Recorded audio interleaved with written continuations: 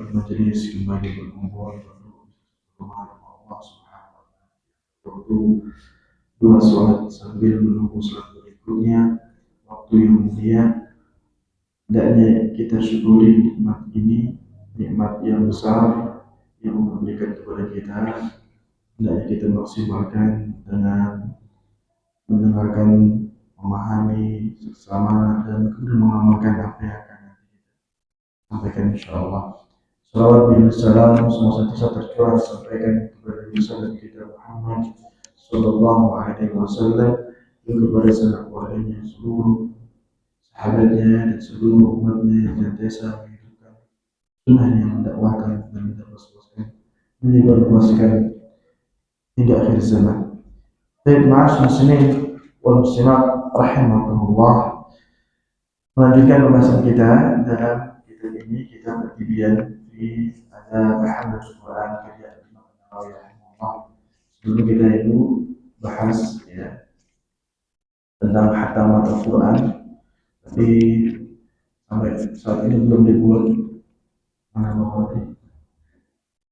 Bang, jadi belum dibuat untuk fokus kita menghatam Al-Quran di luar Ramadan. Kalau yang bisa buat teknologi dengan Google Form, masing-masing punya akun sendiri, nanti dibuat format laporan hafalan, kemudian nanti masing-masing mengisi. Yang bisa melihat form itu hanya pembina, sehingga nanti yang menegur jika lalai mengisi atau mungkin lupa membaca adalah pembinanya. Baik, mengapa demikian? Kalau belum sampai tahap itu, rupanya kita masih arang-arang, jarang-jarang baca Quran satu juz satu hari. Ingat, Nabi satu juz satu hari, khatam 30 hari. Itu yang paling minim. Dan ingat, kalau itu paling minim, berarti Rasulullah SAW itu menyatakan semua kita mampu. Siapapun kita, hati kita mampu. Karena kalau tidak mampu, Rasul dusta, atau Rasul salah, atau Rasul memaksakan sesuatu di atas kemampuan. Kecuali kita punya uzur yang membuat kita tidak bisa khatam, yaitu bisu. Orang bisu aja masih bisa baca dengan Quran mereka. Jadi intinya adalah Rasulullah SAW tidak dusta, Rasulullah SAW tidak salah, yang salah kita, yang tak terbiasa kita. Maka untuk itu, ya tadi ini kita ketika salawat dan salam untuk nabinya, untuk sanak keluarga, untuk seluruh sahabat, untuk seluruh umat yang menghidupkan sunnahnya. Di antaranya adalah sunnah-sunnah Rasulullah SAW itu banyak sekali yang amaliyah.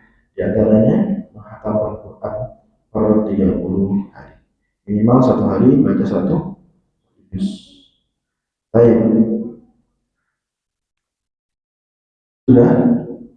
Motivasi? Tinggal berkata ini buat eksekusinya. Sebenarnya bisa nggak dibuat seperti itu? Buat formatnya. Lalu kemudian format itu dijadikan di akun masing-masing yang mendaftar itu. Dia nanti pakai email, username, dan password masing-masing. Dia tinggal mencetak-cetak. Dengan ayo insyaallah. Sudah ada yang khatam mungkin sebelum dibuat. Kalau ada yang khatam boleh kita diundang. Dengan Abdullah bin Abbas ya, dipanggil sama sebagai para sahabat untuk mempersaksikan, menghadiri khataman Qurannya seseorang dari kalangan sahabat. Jamaah bahkan sebagai mereka seperti Anas bin Malik, tidak hafal Al-Quran atau dia hafal Al-Quran, itu bukan keluarganya. Istrinya mungkin lebih dari satu, atau mungkin cucunya sudah banyak, kumpul langsung datang. Mau dia di luar kota, langsung datang. Apa ini? Khatam Al-Quran. Wadah setelah itu masing-masing berdoa. Jadi doa bukan bersama jadi sama-sama berdoa, beda ya. Doa bersama sama-sama berdoa berarti semuanya berdoa. Doa bersama berarti ada yang membantu.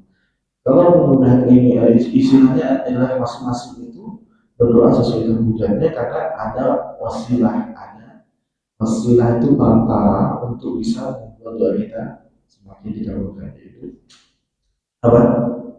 Amal solehnya apa? Simakan Quran atau mendengarkan Quran atau membaca Quran. Kata Allah Subhanahu wa taala, "Wa idza sa'alaka 'ibadi 'anni fa inni qarib." Apabila hamba-Ku mohon kepadaku, katakan Muhammad, aku ini dekat. Jadi doa itu asalnya dia cepat dikabulkan. Asalnya itu cepat karena di situ kalimatnya wa idza sa'alaka 'ibadi 'anni fa inni qarib. Dan apabila hamba-Ku tanya, memohon kepadaku, meminta kepadaku, katakan aku dekat. Nah, Allah minta Nabi bilang dekat itu kalau bukan tujuannya mudah dikabulkan, cepat dikabulkan, tidak mungkin dari yang lain. Jadi tidak ada maksud daripada Allah dekat kecuali cepat dikabulkan. Jadi terdengar semuanya. Kebalikannya kalau jauh, bayangannya apa? Sulit dikabulkan. Ya, bayangkan sudah masukkan proposal, sudah masukkan berkas, sudah datang ke dinas A, tapi belum di-ACC sama Pak Wali Kota. Ini namanya muncul, nggak turun-turun. Apakah dekat, apakah jauh? Rumahnya dekat, tapi ternyata perkaranya bertahun-tahun, ya, jauh, terasa lama. Itu sebenarnya adalah pukulan buat kita bahwa kalau manusia itu seperti itu, tapi kalau Allah qarib, Allah Subhanahu wa taala menyatakan sendiri. Terus kemudian ujibu da'watad da'i. Maksud kedua kalimatnya, aku mengabulkan doa orang yang berdoa kepadaku. Jadi di sini Allah Subhanahu wa taala menguatkan poin selain dekat, ujibu, aku akan sering, perkaburanku tidak ada habisnya. Kalimat ujibu itu adalah kalimat yang susun bentuknya fi'il mudhari. Artinya itu adalah terus menerus Allah akan kabulkan. Kita sekali dikabulkan, minta lagi masih bisa dikabulkan. Seterusnya, ayo, pasti dikabulkan. Karena Allah di situ kalimatnya bilang, uji, aku sering kabulkan. Dari orang yang pernah dikabulkan. Enggak cuma satu selesai, udah kamu udah banyak minta, enggak ada. Kata Allah, uji, aku sering. Kalau sering itu berarti indikasinya cepat. Nah, sering. Kalau jarang, lama. Baik. Tapi masalahnya yang membuat asalnya doa cepat, asalkan kita falyastajibu wa yu'minu. Allah, asalkan mereka segera menjawab perintah-perintah, kerjakan dan tinggalkan larangan. Wal yu'minu bi, dan perkuat ilmu. Iman di situ maksudnya ilmu dan iman. Dan dia berdoa itu dengan ilmu.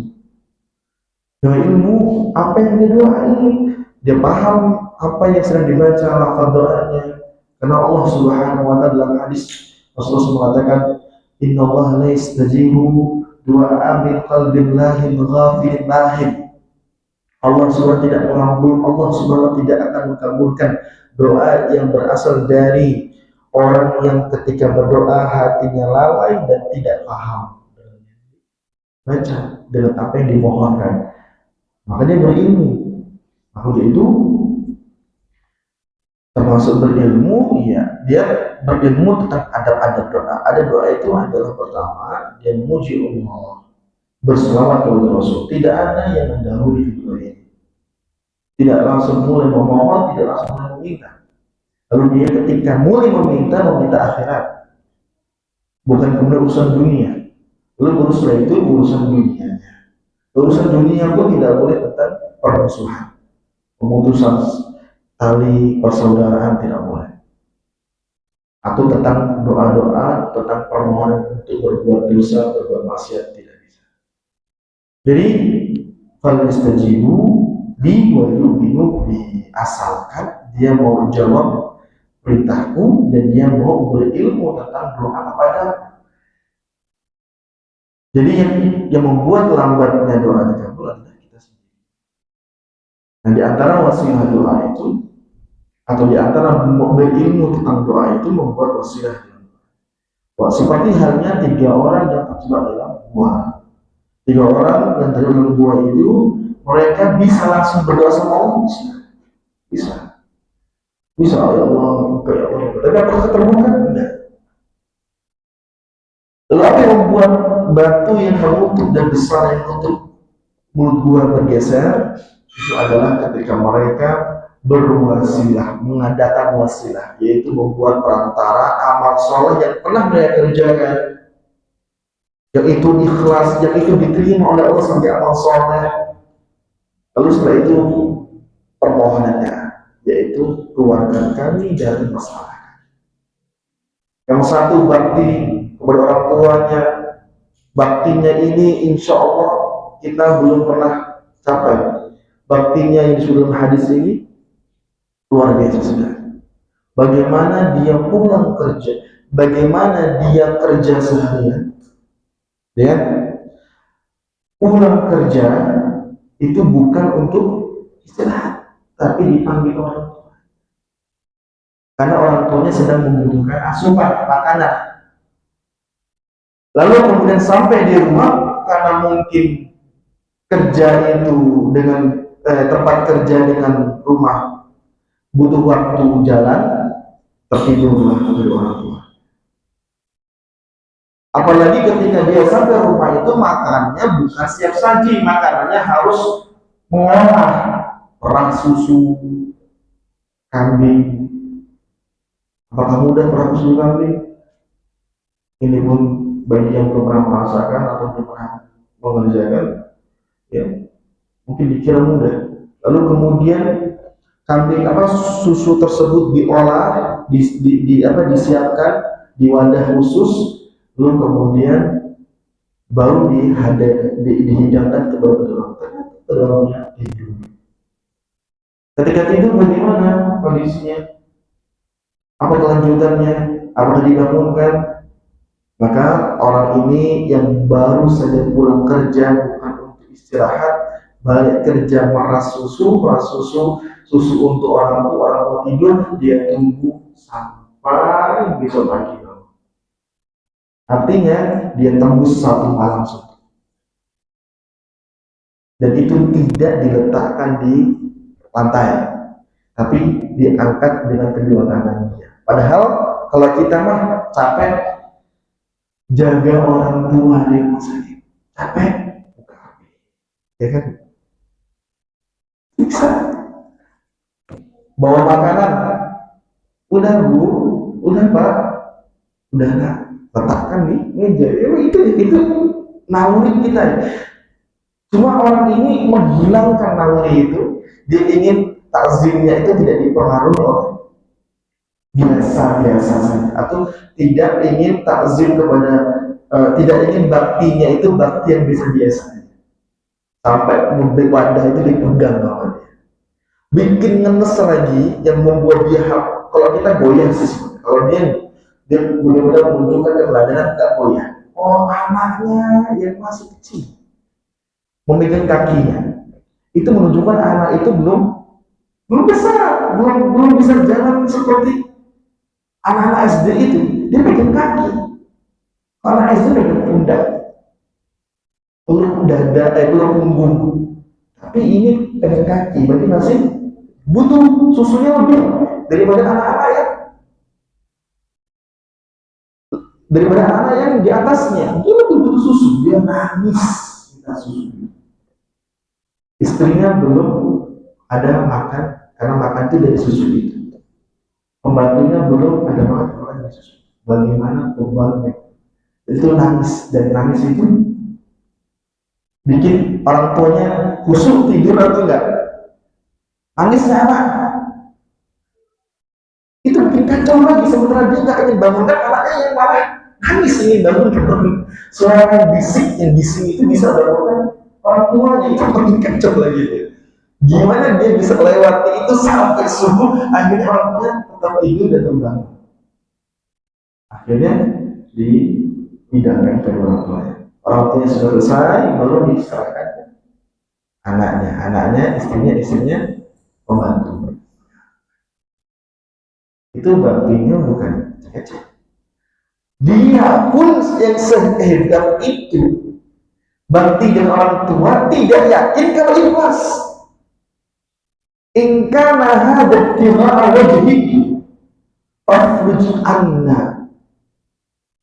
Kalau ini ikhlas ya Allah, tolong keluarkan kami dari masalah. Kalau ikhlas, berarti tidak yakin. Dan ternyata Allah kabulkan, berarti Allah anggap itu ikhlas, berarti Allah anggap bakti yang hebat itu amal soleh. Tapi apa yang didapatkan dari amal soleh yang Allah kabulkan? Batu raksasa yang menutup mulut gua itu hanya bergeser sedikit, tidak bisa untuk lewat satu orang. Karena kalau bergeser dikit dan bisa, cukup satu orang berdoa, kita gantikan keluar. Tapi tunggu 3 orang sampai berdoa. Bayangkan bakti yang luar biasa seperti itu, yang sudah diterima Allah, yang diterima dengan ikhlas, ternyata buahnya cuma seukuran secercah cahaya. Itu kalau siang, ternyata malam itu kan secercah cahaya. Tubuh kita pun tidak bisa masuk. Maksudnya ini amal udah ikhlas, udah diterima bakti, tapi balasannya cuma sekecil itu, balasannya cuma sedikit gitu. Itu yang ikhlas, itu yang baktinya luar biasa. Gimana yang baktinya hebat amal, yang gak ikhlas, yang sering kesel dalam bakti sama orang tua, semua itu emang enggak apa kesel. Apalagi anak dulu punya kenangan-kenangan tidak baik sama atau kekerasan dari orang tua dari bapaknya, kesannya luar biasa. Itu gimana lagi ceritanya? Yang sudah ikhlas, yang hebat baktinya cuma dapat balasan segitu.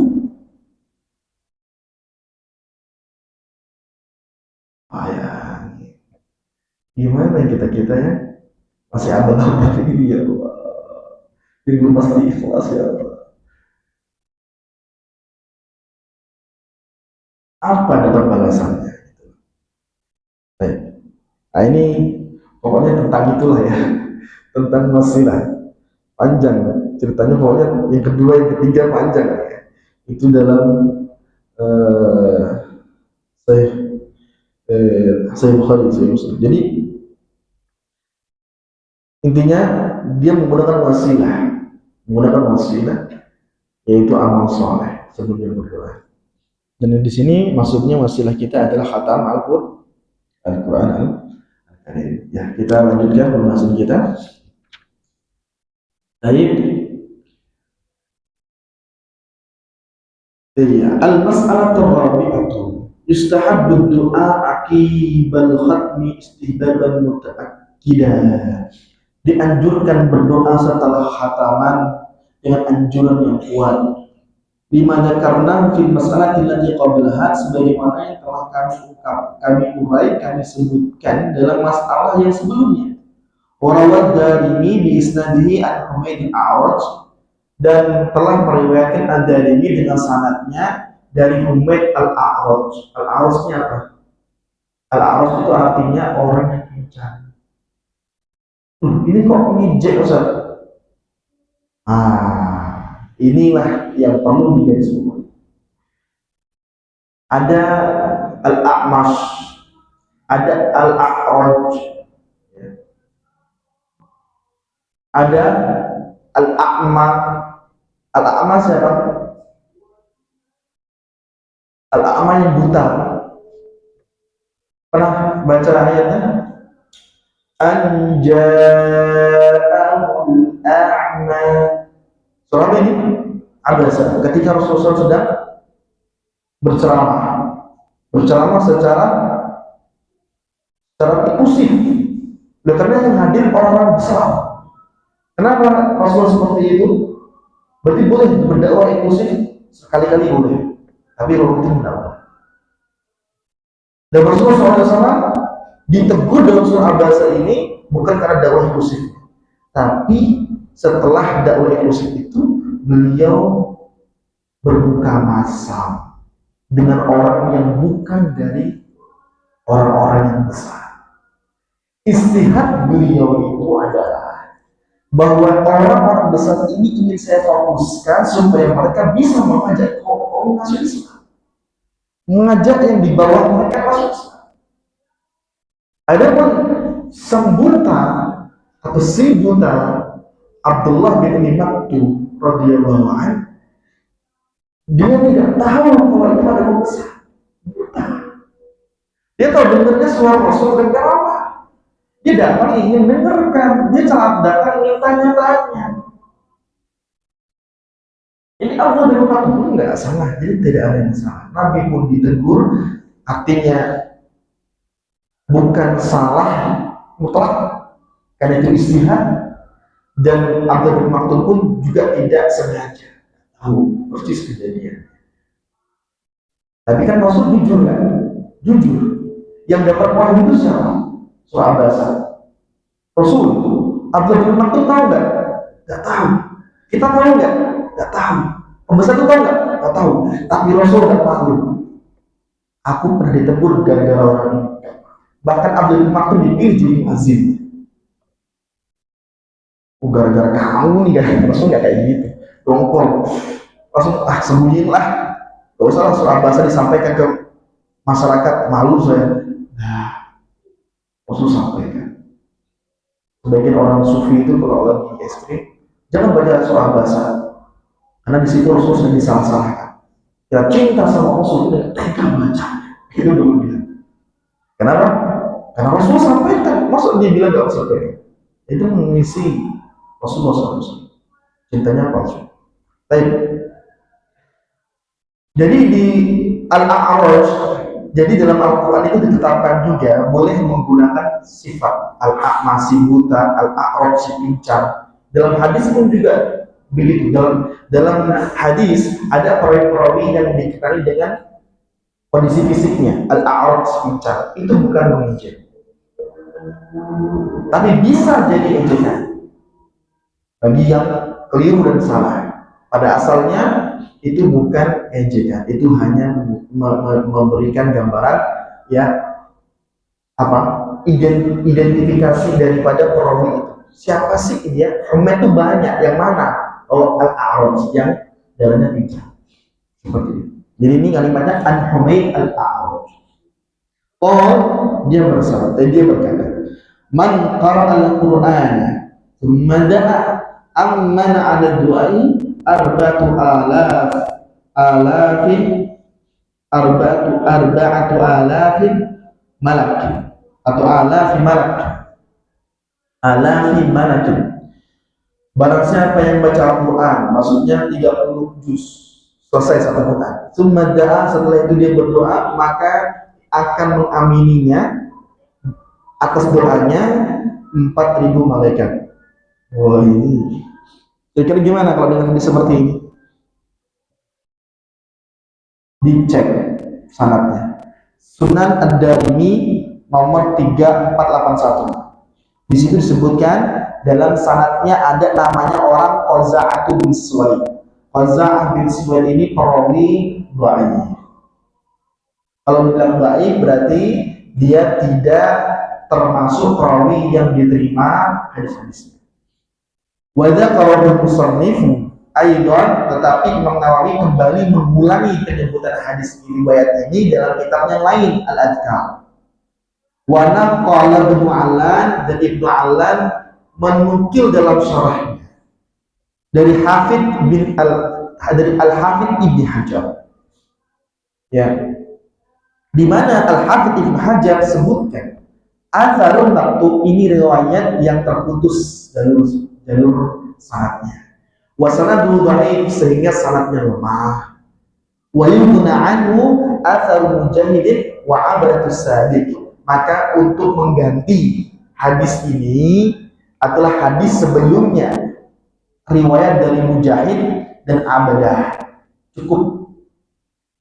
Jadi itu sikap kita. Jadi kalau dapat hadis-hadis seperti ini, kayak kita terkejut apa-apa, boleh kita cek, tanya kepada yang tahu, atau mungkin kita punya aplikasi pentashih, karena sekarang ini sudah bisa dirobotkan itu semua. Lalu kemudian ya kita ilmiah bahwa ini hadisnya dhaif. Dibaca boleh, boleh. Hadis dhaif dibaca itu boleh, asalkan dibaca dengan hasil akhirnya. Dan kenapa dhaif, ada siapa? Lalu gimana sikap ulama? Oh, ternyata mereka mengatakan ini lemah jalurnya, terputus riwayatnya, berarti tidak digunakan. Terus kemudian apa penggantinya?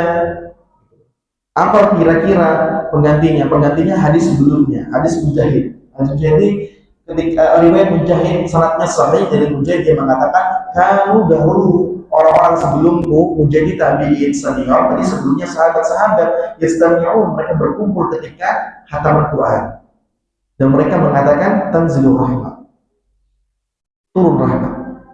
Kalau turun rahmat itu memang sangat mungkin, karena dalam hadis Rasulullah fi baitin min buyutin yatlu kitaban Rasulullah nazal alaihi sakinah wa ghashiyahumur rahmah. Ketika kita berkumpul semacam ini, kita bahas Quran atau kita khatam Quran atau kita baca materi yang ada Quran-Qurannya atau isi kandungan Qurannya, itu semua mengundang turunnya rahmat.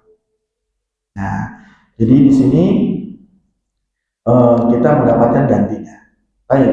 Wayan bagi anulah doa, dan sepantasnya ketika masing-masing berdoa itu doanya sampai merintih. Terus disebutkan gaya bentuk sedang doa gimana, merintih.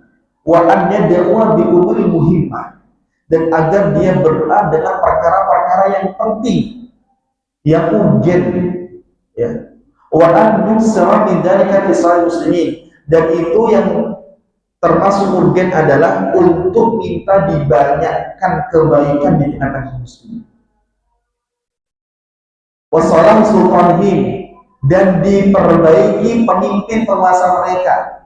Wassalam wulati umurihim, dan diperbaiki pemerintah-pemerintah mereka.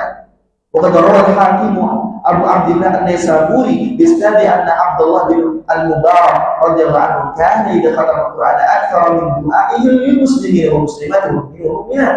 Wa qad qala nahwu dzalika ghayruhu, dan disebutkan oleh Al-Hakim, siapa Al-Hakim? Abu Abdillah An-Naisaburi, dengan sanadnya bahwa Abdullah bin Al-Mubarak, tabi'in yang terkenal, dia telah khatam Quran. Ketika dia telah khatam Quran, dia doa, dan doa yang sering dan mengisi mayoritas isi daripada doa dia adalah kebaikan kaum muslimin, kebaikan kaum muslimat, kebaikan mukmin, kebaikan kaum mukmin.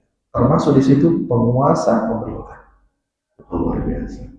Ini ada keteladanan. Pernah doa tentang pemerintah? Apa cuma katakan khotib yang depan sini? Ini. Kita rasain juga nanti kalau pemerintah itu baik, kita rasain. Bukannya kita keturunan kita rasain. Karena kita ini tinggal di daerah yang tidak pindah-pindah, kita bukan nomaden, kita menetap. Bahkan kita ini orang yang punya adat, artinya menetap di satu daerah bersama keluarga sampai keturunan. Paling-paling mencal masih satu negara, beda pulau aja, beda provinsi. Itu semua nanti generasi kita, keturunan kita, cucu kita yang berapa.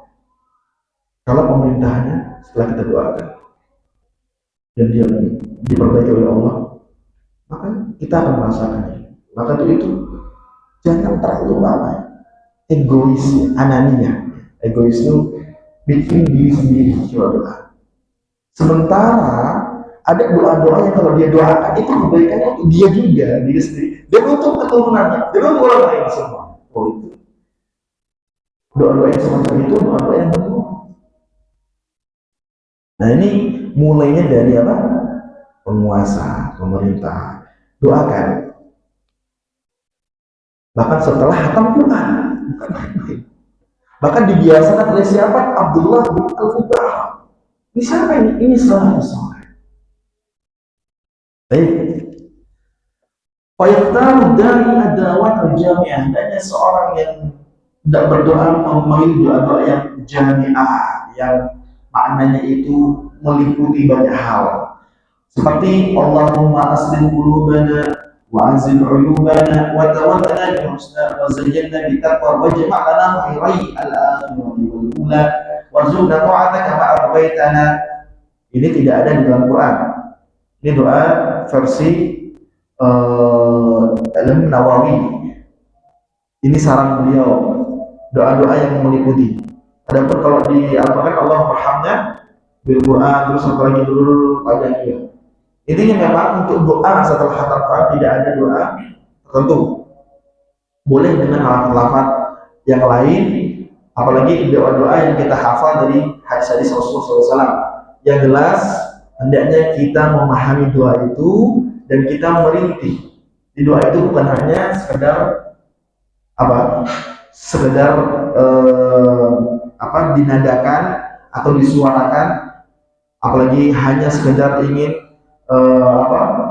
menutupnya sebagai menjadikan doa sebagai penutup dengan doa bersama-sama yang kita masing-masing kan nggak tahu apa isi doanya, ya kan? Sebagian gitu kalau kita sedang berdoa lalu sebelah sana amin amin, sebelah sana nggak tahu apa yang sedang kita doakan.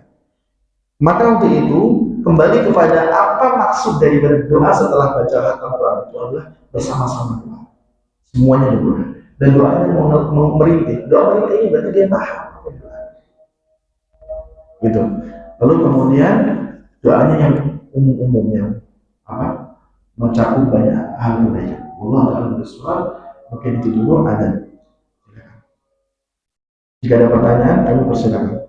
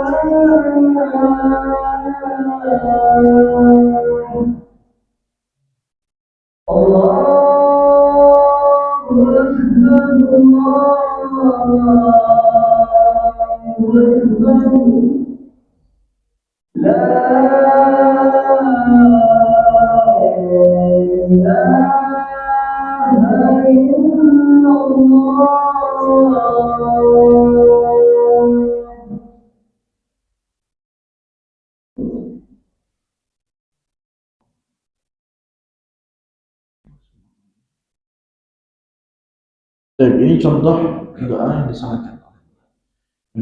Ada pertanyaan nggak sebelumnya? Jelas nggak ya? Eh, Assalamualaikum warahmatullahi wabarakatuh.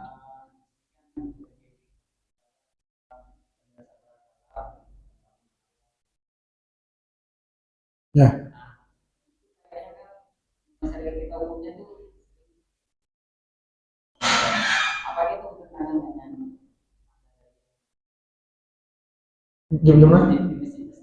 Oh,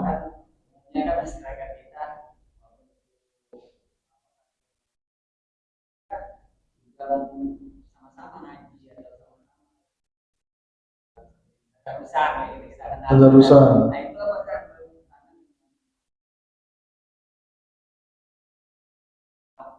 Ya, jadi gini. Jadi, betul, betul.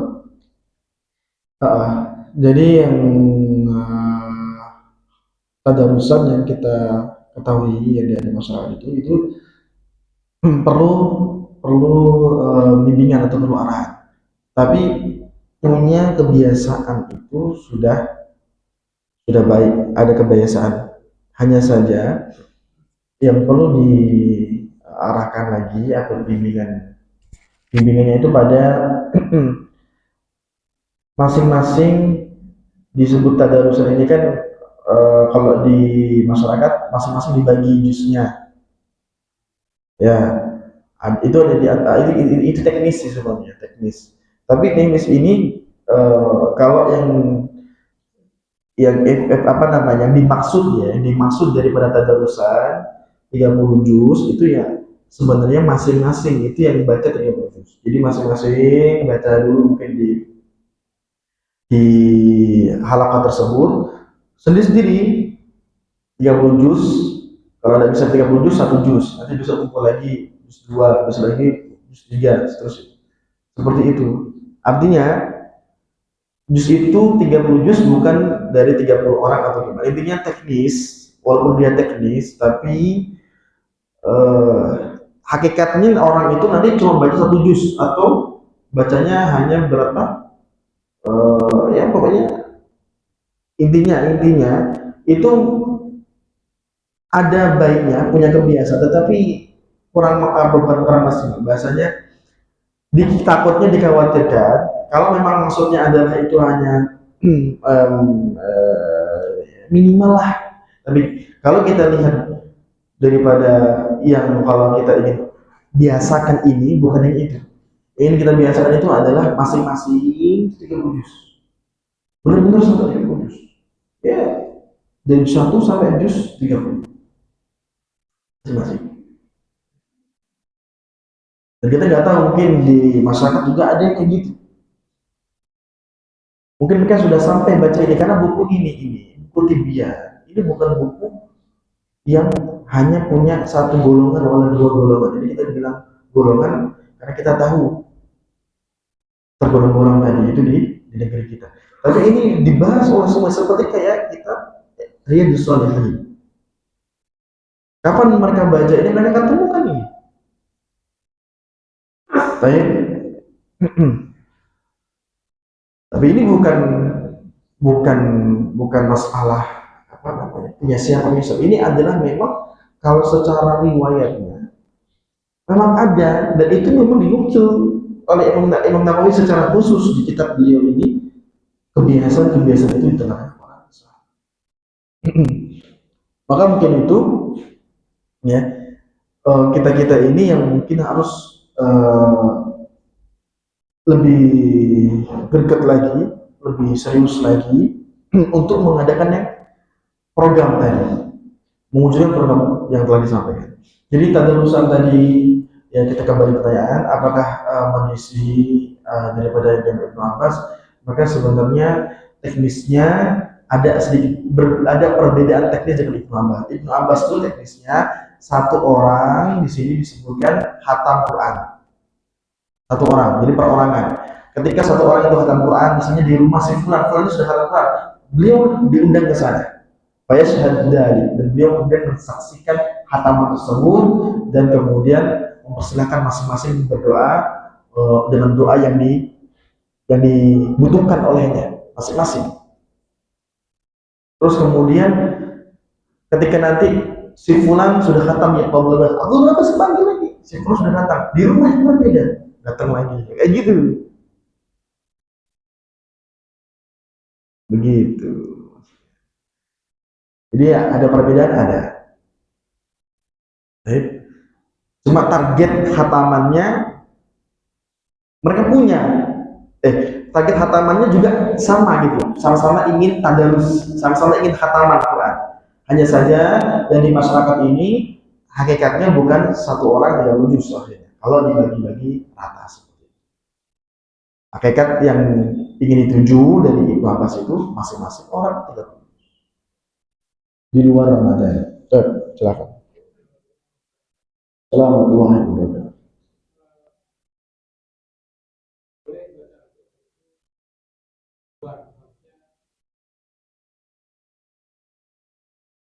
Hmm, baik,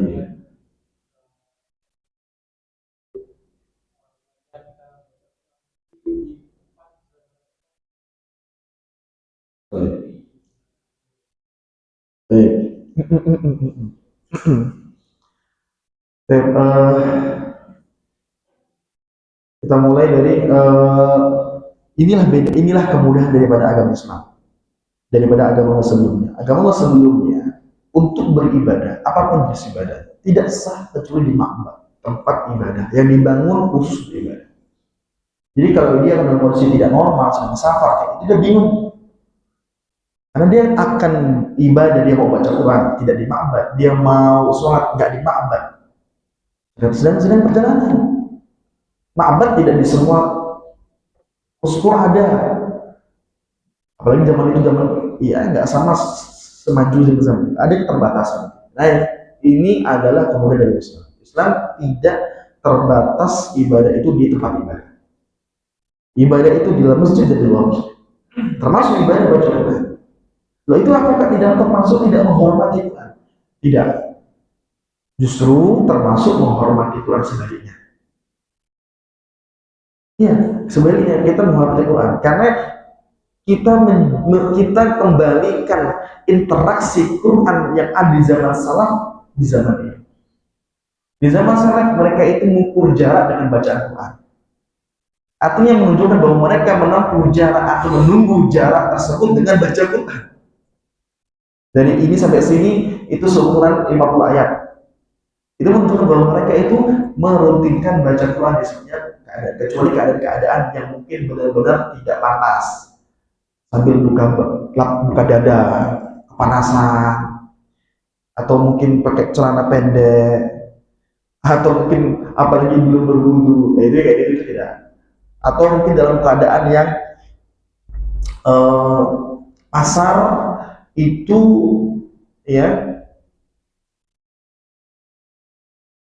di mananya dulu. Kalau kita di tempat parkirannya yang itu tidak ada hiruk pikuknya, tidak apa, tidak ada tempat yang istilahnya masih layak gitu loh.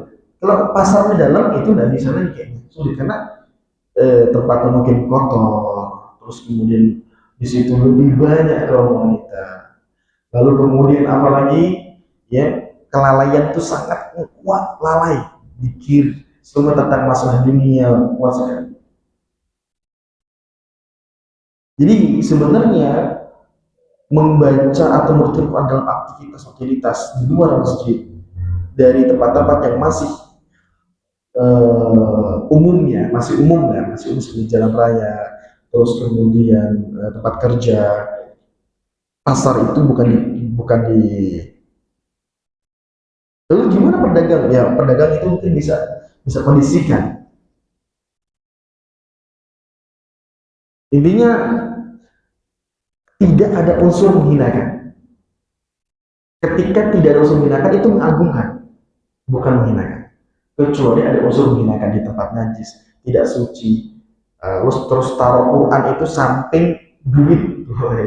Di duit ini Quran ini saku kan duit terus ditumpuk-tumpuk duit kan orang ini kan duit. Quran itu tumpuk sayur ya.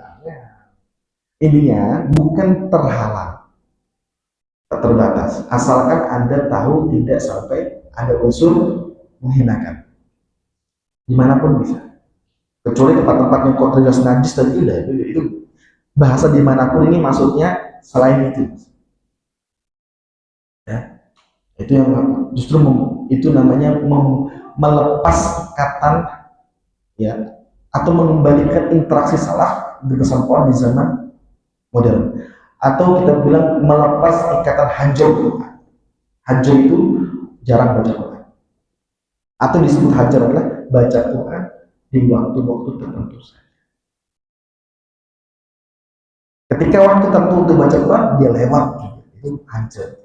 Ya, nunggu nyaman, nunggu kalau apa, kosong, terus apa lagi, ya kalau waktunya pada kosong, waktu sisa sudah ngantuk-ngantuk gitu, itu termasuk hajar. Malahan menghajar itu adalah, ya, menjarangkan bacaan. Itu yang perlu diperhatikan. Dan kalau untuk masalah itu, justru sekali lagi itu kebiasaan salaf soleh, mereka membuat kenalan jarak, tanda-tanda itu dengan jumlah ayat. Lalu kemudian kita juga, ya, untuk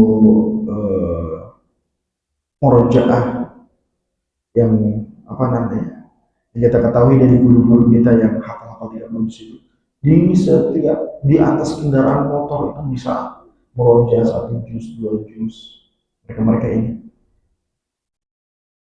Maka sebagaimana kami bahkan bahkan di, ya kan, lampu merah itu intinya berharga sekali waktu-waktu itu untuk.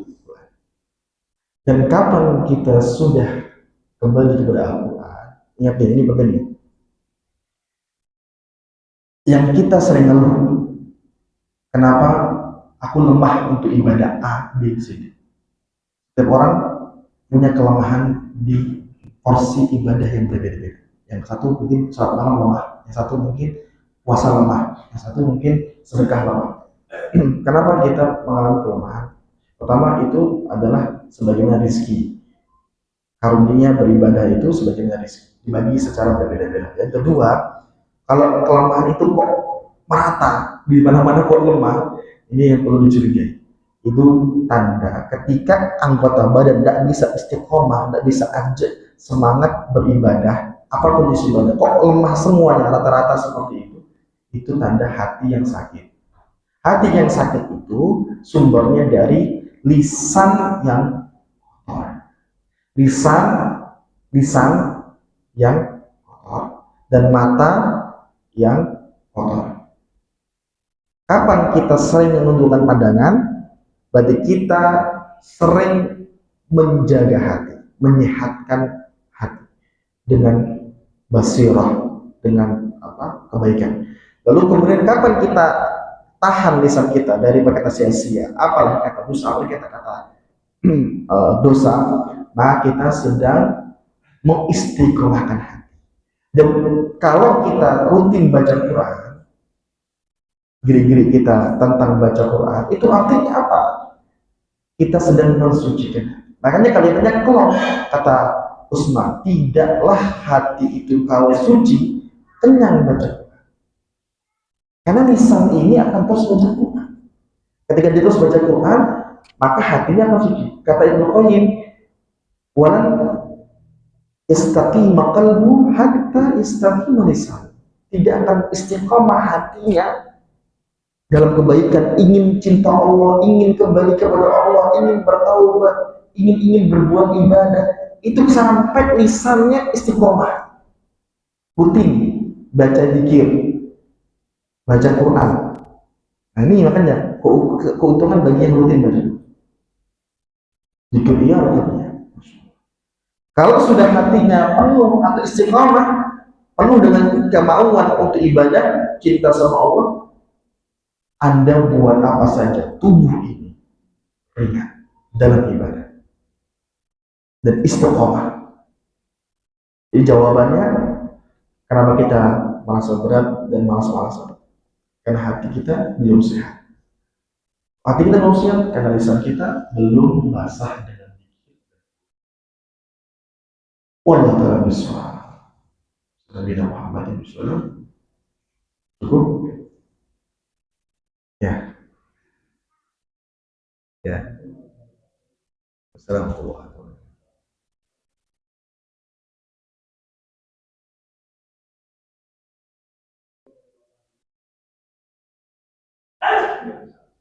Kalau Ibnu Nawawi istahabu istihbaban muakkadan, dianjurkan dengan kuat. Tapi pada asalnya itu pilihan. Tidak ada perintah wajib untuk doa. Artinya seseorang ya ada yang mengatakan itu anjuran atau itu adalah pilihan mau doa mau tidak. Tapi pertimbangannya adalah ini sudah punya wasilah. Kadang orang lain tuh sering doa langsung doa.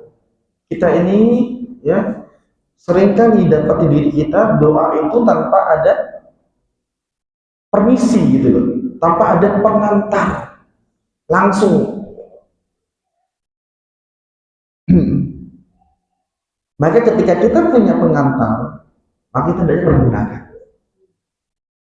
gitu. Yaitu apa?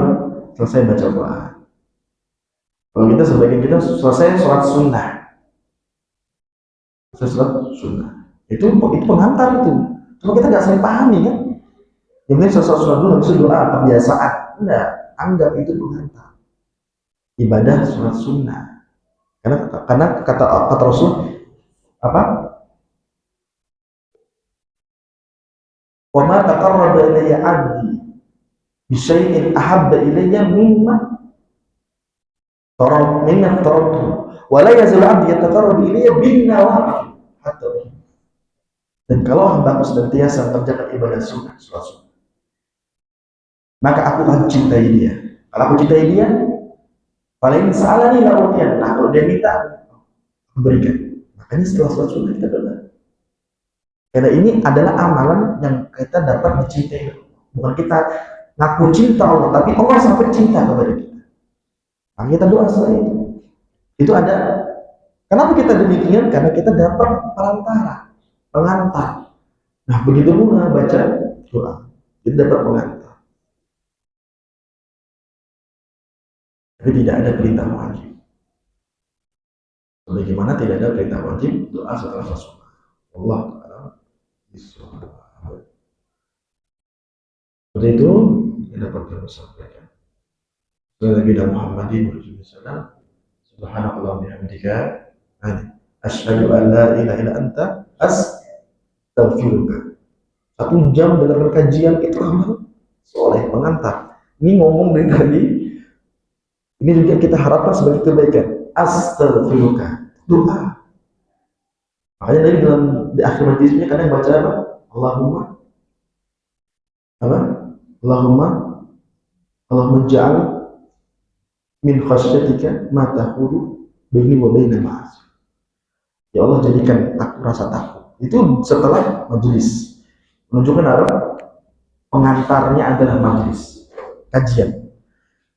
Perantara. Ya, subhanallah bihamdihi asyhadu an la ilaha illa anta astaghfiruka wa atubu. Assalamualaikum.